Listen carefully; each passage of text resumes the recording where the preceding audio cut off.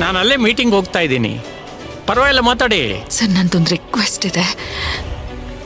ನನಗೆ ಟ್ರಾನ್ಸ್ಫರ್ ಬೇಕಿತ್ತು ಸರ್. ಈ ರಾಯದುರ್ಗದಲ್ಲಿ ನನ್ನಿಂದ ಇರೋದಕ್ಕಾಗಲ್ಲ. ಯಾರಿಂದ ಏನ್ ಸಮಸ್ಯೆ ಆಗ್ತಾ ಇದೆ ಹೇಳಿ, ಫೀಲ್ ಫ್ರೀ. ಇಲ್ಲ ಸರ್, ನನಗೆ ಯಾರಿಂದಲೂ ಸಮಸ್ಯೆ ಆಗ್ತಿಲ್ಲ. ಏನು ಮುಚ್ಚಿಡಿಬೇಡಿ ಪಲ್ಲವಿ ಅವರೇ, ಹೇಳಿ. ಸರ್, ನಿಜವಾಗ್ಲೂ ಏನು ಮುಚ್ಚಿಡ್ತಿಲ್ಲ. ಮತ್ತೆ ಟ್ರಾನ್ಸ್ಫರ್ ಯಾಕೆ?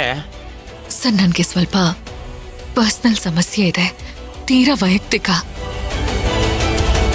ಅದಕ್ಕೋಸ್ಕರ ನನಗೆ ಟ್ರಾನ್ಸ್ಫರ್ ಬೇಕು ಅಂತ ಕೇಳ್ತಿದ್ದೀನಿ. ನೋಡಿ, 1 ವರ್ಷನೂ ಆಗಿಲ್ಲ ನೀವು ರಾಯದುರ್ಗಕ್ಕೆ ಬಂದು. ಇಷ್ಟು ಬೇಗ ಟ್ರಾನ್ಸ್ಫರ್ ಅಂದ್ರೆ ಸ್ವಲ್ಪ ಕಷ್ಟ ಆಗತ್ತೆ. ಸರ್, ಹೇಳಿದ್ನಲ್ವಾ ನಾನು, ಒಂದು ಸ್ವಲ್ಪ ಪರ್ಸನಲ್ ಪ್ರಾಬ್ಲಮ್, ಹಾಗಾಗಿ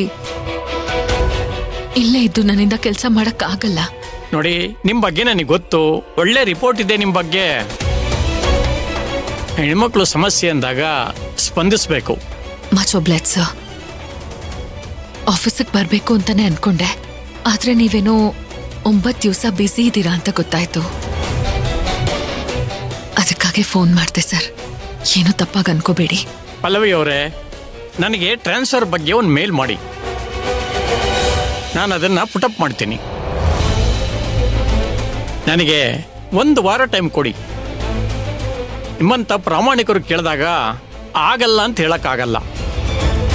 ನೀವು ಮೇಲ್ ಮಾಡಿ ನಮ್ಮ PS ಗೆ ಇನ್ಫಾರ್ಮ್ ಮಾಡಿ, ಟ್ರಾನ್ಸ್ಫರ್ ಕೊಡಿಸೋಣ.